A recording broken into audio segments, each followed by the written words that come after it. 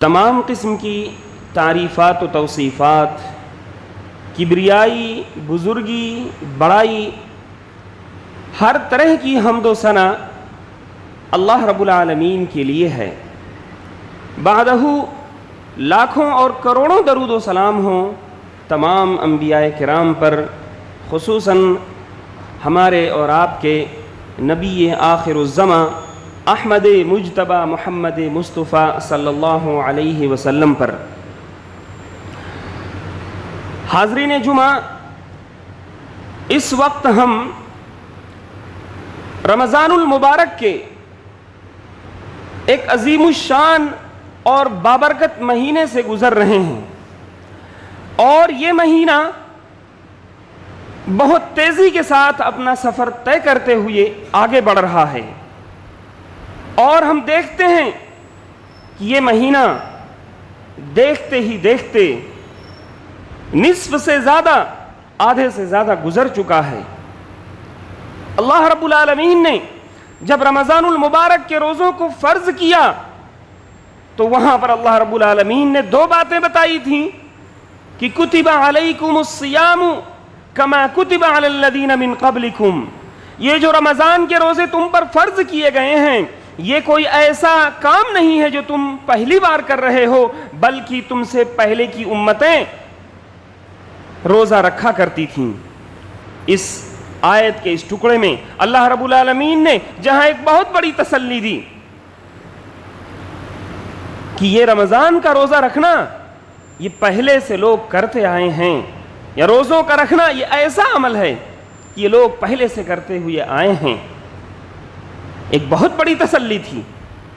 تو دوسری طرف اللہ رب العالمین نے ایک بات بتائی اور کہا کہ ایام معدودات، کہ یہ رمضان کے یہ جو دن ہیں، ایام معدودات، یہ گنتی کے چند دن ہیں، اور آپ دیکھیں کہ سال کا کوئی بھی مہینہ کس طرح سے گزرتا ہے۔ ہر آدمی کے حساب سے کوئی مہینہ مشکل ہوتا ہے، کوئی مہینہ آسان ہوتا ہے، کوئی مہینہ کسی کے کھیل کود میں گزر جاتا ہے، کوئی مہینہ کسی کی مشکلات کے ساتھ گزرتا ہے۔ ہر مہینہ کچھ نہ کچھ اپنا ایک احساس دلا کر کے گزرتا ہے، لیکن میرے بھائیوں، رمضان المبارک کا مہینہ جس تیزی کے ساتھ گزرتا ہے، یہ ہمیں احساس دلاتا ہے کہ نیکیوں کا جو موسم بہار ہوتا ہے وہ یوں ہی آتا ہے اور یوں ہی چلا جاتا ہے۔ ضرورت اس بات کی ہے کہ ہم موسم نیکیوں کے اس موسم بہار سے ہم فائدہ اٹھائیں۔ یہ رمضان المبارک یہ نیکیوں کا موسم بہار ہے، یہ برکتوں کا مہینہ ہے، اور یہ مغفرتوں کا مہینہ ہے۔ اللہ کے رسول صلی اللہ علیہ وسلم نے فرمایا کہ اس شخص کی ناک خاک آلود ہو، وہ خائب و خاسر ہو جس کو رمضان المبارک کا مہینہ ملا۔ ایک روایت میں تو آپ صلی اللہ علیہ وسلم نے فرمایا کہ اس شخص کو اللہ رب العالمین جہنم میں داخل کرے جس کو رمضان المبارک کا مہینہ ملا اور وہ اپنی مغفرت نہ کرا سکا۔ تو یہ رمضان کا مہینہ یہ کسی کے انتظار میں رکنے والا نہیں ہے، آپ کے سدھرنے کا انتظار نہیں کرے گا، آپ کی نمازوں کے لیے جو آپ نے اپنے دل میں وعدے کر رکھے ہیں، قرآن کی تلاوت کا جو آپ نے وعدہ کر رکھا ہے، اس کے لیے مہینہ رکنے والا نہیں ہے۔ ضرورت اس بات کی ہے کہ ہم آج ہی، ابھی ہی وہ نیک اعمال شروع کریں جو ہمیں اس مہینے میں کرنی چاہیے۔ اس مہینے کا آخری حصہ جو اور زیادہ خاص ہو جاتا ہے، میرے بھائیوں، اللہ رب العالمین کا یہ نظام ہے کہ وہ جب کوئی بھی وقت، کوئی بھی گھڑی عطا کرتا ہے تو اس گھڑی کا جو آخری حصہ ہوتا ہے وہ نہایت ہی مبارک ہوا کرتا ہے۔ آپ جانتے ہیں یہ جو 24 گھنٹے کا دن ہوتا ہے، اس دن کا جو آخری حصہ ہوتا ہے، عصر سے لے کے مغرب کے درمیان جب دن ختم ہونے لگتا ہے، دنیا کے تمام مذاہب کے اندر، خاص کر کے وہ مذاہب جو آسمانی مذاہب ہیں، ان کے اندر دن کا آخری حصہ نہایت ہی مبارک ہوا کرتا ہے۔ ایسے ہی ہمارے بھی دین میں دن کا آخری حصہ نہایت ہی مبارک ہوتا ہے۔ تو ایسے ہی رمضان المبارک کا آخری حصہ وہ اور زیادہ خاص ہو جاتا ہے، اس کی برکتیں اور زیادہ بڑھ جاتی ہیں، اور یہ آخری حصہ آخر خاص کیوں نہ ہو، اہم کیوں نہ ہو، جبکہ اس کے بارے میں اللہ کے رسول صلی اللہ علیہ وسلم کی سنتیں دیکھیں، اما عائشہ رضی اللہ عنہ کا بیان دیکھیں کہ اما عائشہ رضی اللہ عنہ कहती हैं कि कान नबी सल्लल्लाहु अलैहि वसल्लम यजतहिदु फिल अश्र अल अवाखिर मा ला यजतहिदु फी गैरिही, कि अल्लाह के नबी सल्लल्लाहु अलैहि वसल्लम रमज़ान के आखिरी हिस्से में, आखिर के जो 10 दिन हुआ करते थे, उन 10 दिनों में आप सल्लल्लाहु अलैहि वसल्लम इबादतों में इतनी मेहनत किया करते थे जितनी मेहनत आप सल्लल्लाहु अलैहि वसल्लम किसी और दिन में, किसी और महीने में नहीं किया करते थे। खुद रमज़ान के अंदर शुरुआत के हिस्सों में अल्लाह के रसूल सल्लल्लाहु अलैहि वसल्लम जितनी मेहनत करते थे, उससे कई गुना ज़्यादा मेहनत आप सल्लल्लाहु अलैहि वसल्लम की रमज़ान के आखिरी हिस्से में हुआ करती थी। आज हमारा हाल क्या है? हमारा हाल यह है कि जब रमज़ान का शुरुआत का हिस्सा होता है, मस्जिदें भर जाती हैं, लोग जूक दर जूक तरावीह के लिए आते हैं, तिलावत कुरान पाक के लिए आते हैं, बढ़ चढ़ करके रोज़े रखते हैं। लेकिन जो ही रमज़ान का आखिरी अशरा शुरू होता है, लोगों के जज्बात, या यूं कहिए अल्लाह माफ़ फरमाए कि लोगों का ईमान घटता चला जाता है। मेरे भाइयों, ये क्या है?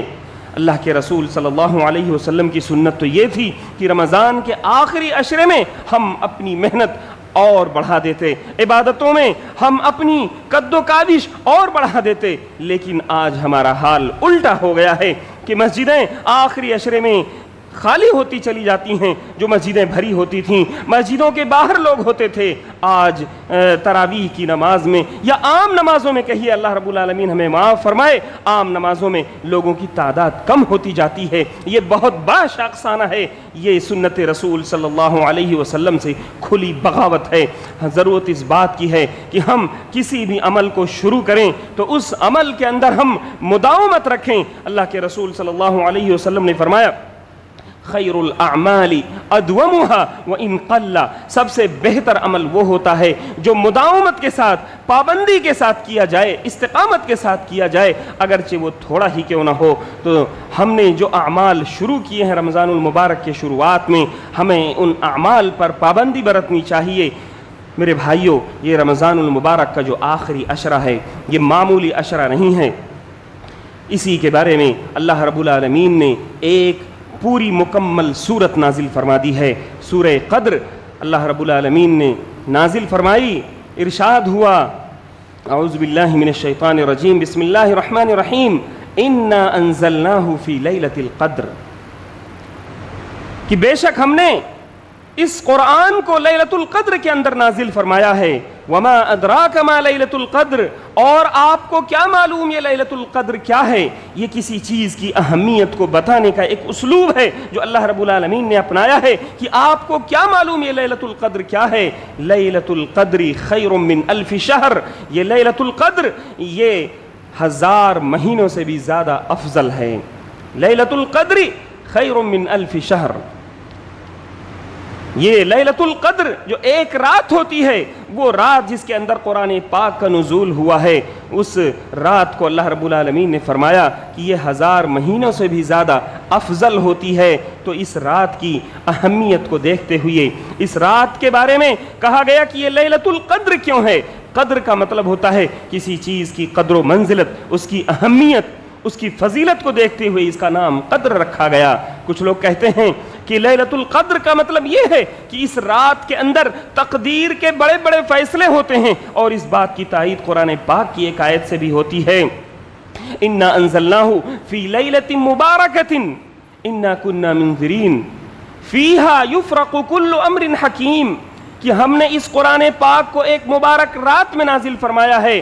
फ़ीहा युफ़रक़ु कुल्लु अम्रिन हकीम, इस रात के अंदर साल के बड़े बड़े जो फैसले होते हैं वो किए जाते हैं। अल्लाह रब्बुल आलमीन लौह महफूज से वो बड़े बड़े फैसले जो साल में होने वाले हैं वो अल्लाह रब्बुल आलमीन नाजिल फरमा देता है उन फरिश्तों के हाथों में, जो साल के मुख्तलिफ अय्याम में दुनिया के मुख्तलिफ हवादिस या अल्लाह रब्बुल आलमीन के मुख्तलिफ अहकामात जो दुनिया पर नाजिल करने होते हैं वो अल्लाह रब्बुल आलमीन इसी लैलतुल क़द्र के अंदर नाजिल फरमा देता है। तो लैलतुल क़द्र यानी तकदीर वाली रात होती है। इसी तरह से मेरे भाइयों, क़द्र का अरबी ज़बान में एक माना होता है तंगी का। तंगी का माना होता है यानी इस रात में फरिश्तों का इतना नुज़ूल हो जाता है कि दुनिया के अंदर फरिश्ते भर जाते हैं और दुनिया अपनी कुशादगी के बावजूद तंग पड़ जाती है। और यही बात سورہ قدر میں اللہ رب العالمین نے فرمایا کہ لیلۃ القدر خیر من الف شہر، کہ لیلۃ القدر جو 1000 مہینوں سے بھی زیادہ افضل ہے. اس لیلۃ القدر کے اندر فرشتے نازل ہوتے ہیں، حضرت جبریل روح القدس نازل ہوتے ہیں، اور ان کا نزول جاری رہتا ہے فجر کے طلوع ہونے تک، سحری کے وقت تک. تو اس رات کی اتنی اہمیت ہے، اس رات کی کا اتنی قدر و منزلت ہے. آخر ایسا کیوں نہ ہو، ہم جو خیر امت ٹھہرے، اللہ کے رسول صلی اللہ علیہ وسلم جو افضل البشر ہیں، تمام انبیاء کرام میں سب سے افضل ہیں. آپ صلی اللہ علیہ وسلم نے فرمایا کہ میری امت سب سے آخری امت ہے. میری امت وقت کے لحاظ سے، آنے کے لحاظ سے تو سب سے آخری امت ہے، لیکن جنت میں دخول کے لحاظ سے، جنت میں جو لوگ انٹری کریں گے ان کے لحاظ سے میری امت سب سے پہلی امت ہوگی. اسی طرح سے اللہ کے رسول صلی اللہ علیہ وسلم نے فرمایا تمام امتیں جنت میں جو داخل ہوں گی ان میں سب سے زیادہ تعداد کے لحاظ سے امت محمدیہ ہوگی. کبھی آپ نے سوچا کہ یہ امت محمدیہ، یہ اخیر میں آنے والی امت، یہ امت جن کی عمریں چھوٹی چھوٹی ہوتی ہیں، اللہ کے رسول صلی اللہ علیہ وسلم نے فرمایا اعمار امتی ما بین 60 و 70، میری امت کی عمریں 60 سے 70 سال کے درمیان ہوتی ہیں. تو ایسی چھوٹی چھوٹی عمروں والی امت آخر جنت میں کیوں کر اتنی بڑی تعداد میں داخل ہوگی؟ میرے بھائیوں، آپ نے کبھی غور کیا کہ سابقہ انبیاء کرام علیہم السلام کی جو امتیں ہوتی تھیں ان کی عمریں کیا ہوتی تھیں؟ حضرت نوح علیہ السلام نے صرف 950 برس تک اپنی قوم کو ڈرایا، اپنی قوم کے اندر دعوت و تبلیغ کی.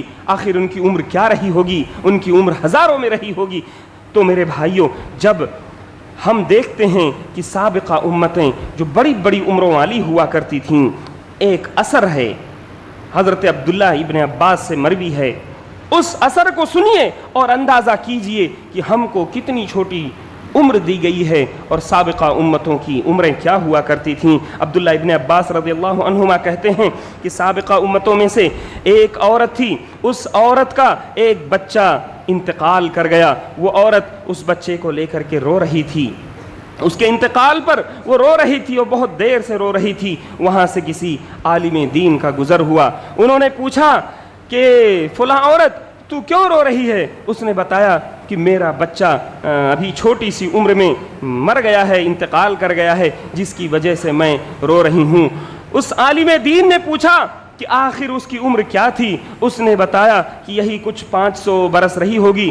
تو اس عالم دین نے کہا کہ اے عورت، تو اس چھوٹے سے بچے پر رو رہی ہے، تجھے معلوم نہیں کہ اس دنیا میں آخری امت محمدیہ جو آنے والی ہے ان کی کل عمریں 60 سے 70 سال کے درمیان ہوگی. وہ عورت آنسو پوچھتے ہوئے اٹھتی ہے، اپنے آپ کو تسلی دیتی ہے اور کہتی ہے کہ 60 سے 70 سال لوگوں کی عمر ہوگی. اللہ کی قسم، یہ 60 سے 70 سال یہ وہ وقفہ ہے کہ اس وقفے کو تو میں صرف اور صرف ایک سجدے میں گزار دوں. تو میرے بھائیوں، ضرورت اس بات کی ہے کہ ہم اللہ رب العالمین کی اس حکمت کو سمجھیں کہ اللہ رب العالمین نے اس امت محمدیہ کو لیلۃ القدر کیوں عطا فرمایا ہے. یہ لیلۃ القدر آپ جانتے ہیں کہ اس کے اندر کی گئی عبادت 1000 مہینوں سے افضل ہوتی ہے. یہ 1000 مہینے کیا ہوتے ہیں؟ آپ اسے سال میں کنورٹ کریں تو 1000 مہینے 83 سال کچھ مہینے ہوتے ہیں. ایک رات کی عبادت 83 سال سے بھی زیادہ افضل ہو جائے، یہ وہ مقام ہے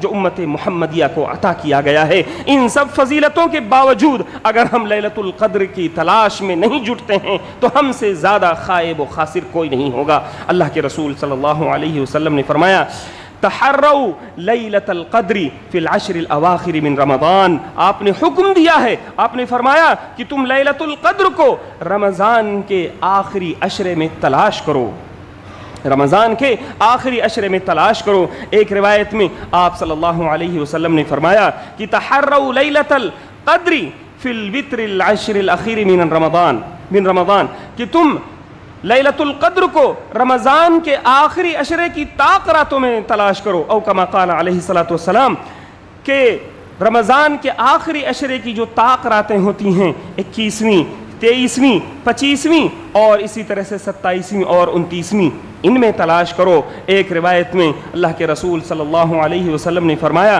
کہ یہ لیلۃ القدر یہ رمضان کے آخری 7 راتوں میں ہوا کرتی ہے. عبداللہ ابن عمر کی روایت ہے جس سے پتہ چلتا ہے کہ ہمیں آخری عشرے میں مکمل طور سے اس رات کو تلاش کرنا چاہیے۔ اور علامہ ابن تیمیہ رحمہ اللہ نے ایک نقطہ بیان کیا ہے کہ لیلۃ القدر تلاش کرنے والوں کو چاہیے کہ وہ آخری عشرے کی تمام راتوں میں 10 راتوں میں وہ لیلۃ القدر کو تلاش کریں، کیونکہ انہیں پتہ نہیں ہے کہ جس چاند کو ہم نے دیکھ کر کے رمضان المبارک کا مہینہ شروع کیا ہے، آیا وہ چاند آج کا پیدا ہوا ہے یا کل کا پیدا ہوا ہے۔ حکم تو یہی ہے کہ تم صوموا لرؤیتہ وافطروا لرؤیتہ، کہ تم رمضان کے روزے رکھو چاند کو دیکھ کر کے، لیکن کبھی ایسا ہوتا ہے چاند دکھتا آج ہے لیکن ایک دن پہلے پیدا ہو جاتا ہے۔ لہٰذا اس چیز کو مد نظر رکھتے ہوئے علامہ شیخ الاسلام ابن تیمیہ نے فرمایا ہے کہ ایک عقل مند آدمی کو چاہیے کہ وہ لیلۃ القدر کو رمضان کے آخری عشرے کی تمام راتوں میں 10 راتوں میں تلاش کرے۔ آپ 10 راتوں میں عبادت کریں گے، آپ کی عبادت رائے گا اور ضائع اور برباد نہیں جائے گی۔